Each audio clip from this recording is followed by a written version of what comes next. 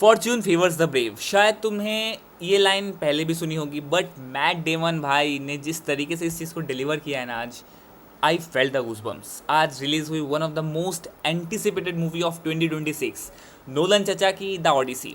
और जिस तरीके से ट्रेलर पे रिएक्शन था ना पब्लिक का, I was curious but it does not disappoints भाई। हाँ, शायद तुम कुछ छोटी छोटी चीज़ों से डिसएग्री कर सकते हो जिनके बारे में मैं आगे चल के भी बताऊंगा, बट वो काफ़ी ज़्यादा सब्जेक्टिव है और मैं शायद इन सब छोटी छोटी चीज़ों को शायद इग्नोर भी कर दूँ। स्टोरी उनके लिए जो नहीं जानते, ये स्टोरी पर्टिकुलरली ऑडिसियस के घर वापसी की जर्नी है। कैसे वो ट्रोजन वॉर के बाद जर्नी करता है, 10 सालों के बाद घर पहुंचता है, कितने चैलेंजेस को फेस करता है, वगैरह वगैरह। और जब वो लौटता भी है ना, आफ्टर 20 ईयर्स, आई मीन 10 साल ट्रोजन वॉर में भी तो लगे हैं भाई, उसके किंगडम की स्टेट बिल्कुल बदल चुकी होती है। उसका छोटा सा नन्हा सा बच्चा टॉम हॉलैंड बन चुका है स्पाइडरमैन बन चुका है उसका बच्चा। उसकी वाइफ पेनेलोपी पर दूसरे मर्दों का नज़र है एंड व्हाट नॉट। ये कहानी एक्चुअली, जिनको नहीं पता, ये कहानी एक्चुअली ग्रीक पोएम इलियाद का सीक्वल है, जिसे महान ग्रीक पोइट होमर ने लिखा था। ये सिर्फ एक कहानी भी नहीं है, होमर ने इसे लगभग 7th सेंचुरी BC में लिखा था। और ये दुनिया की उन सब आइकॉनिक एपिक पोएम्स में से है। एक ऐसी पोएम्स जो पहले सिर्फ कह लो कि वर्बली पास डाउन होती थी और बाद में उसे रिटन फॉर्म में प्रिजर्व किया गया। Just imagine the scale. और क्रिस्टोफर नोलन ने उस स्केल के साथ भी ना, मतलब कोई कॉम्प्रोमाइज़ नहीं किया है। अगर तुम्हें नहीं पता, ये दुनिया की पहली मूवी है जो एंटायरली आईमैक्स कैमरा पे शूट हुई है। और भाई साहब, जिस लेवल का पिक्टोरियल डेप्थ ये मूवी प्रेजेंट करती है, दिस इज़ विजुअली स्टनिंग। फिर जब ऑडिसियस और उसका क्रू जो समुंदर के बीच जब वो फंस जाते हैं तूफान के बीच, वो सारे जो शॉट्स होते हैं, it actually feels real.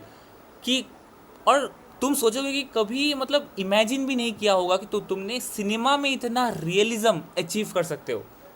Boat पर मून का लाइट का रिफ्लेक्शन सरियल था भाई। और शायद मैं तुम्हें वर्ड्स में भी कैसे एक्सप्लेन करूँ यार, मैं ठीक से एक्सप्लेन भी नहीं कर पा रहा हूँ। You genuinely need to watch this. हम सब नोलन चाचा का जो काम है पहले भी देख चुके हैं। स्पेस लेवल इमेजिनेशन, ड्रीम्स के अंदर का plot building, mind bending, unorthodox logic. लेकिन ये मूवी उन सब से डिफरेंट था, not in terms of scale but in terms of what Nolan being Nolan actually wants to present to us. ये मूवी तुम्हें कॉन्स्टेंटली एक्सपीरियंस में बनाए रखती है और what matters is how it presents the story. Movie अपने emotional गोल को बहुत ही अच्छे से प्रेजेंट करती है।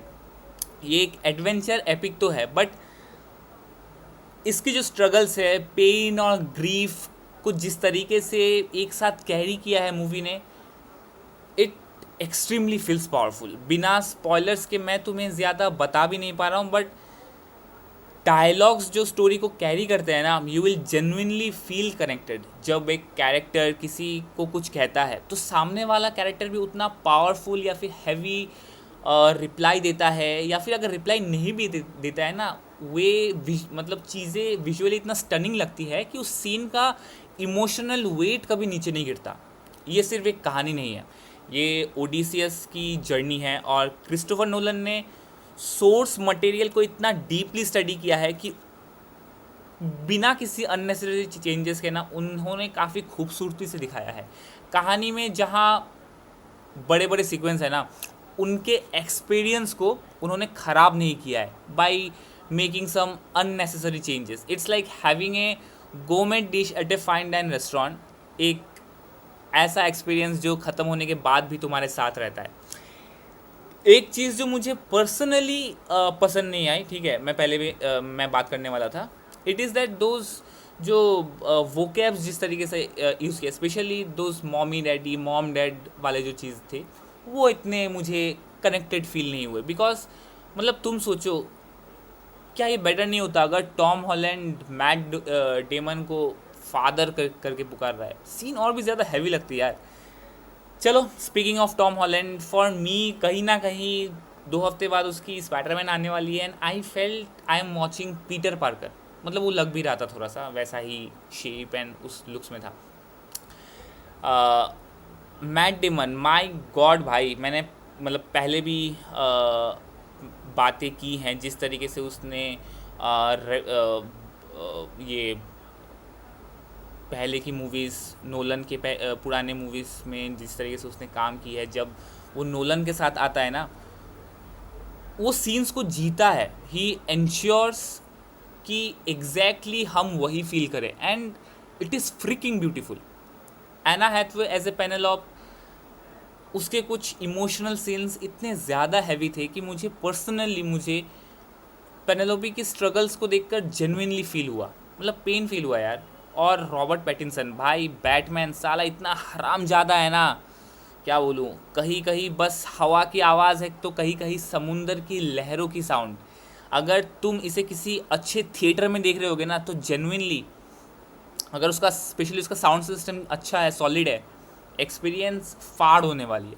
इवन तो ये मूवी एक तरीके का सीक्वल है इलियाद का, लेकिन अगर तुमने ट्रॉय नहीं भी देखी जो 2004 में आई थी, इतना फ़र्क नहीं पड़ता। मूवी खुद ही ओडिसियस की जर्नी को इतना खूबसूरती से एस्टैब्लिश करता है, यू कैन ईजिली कनेक्ट।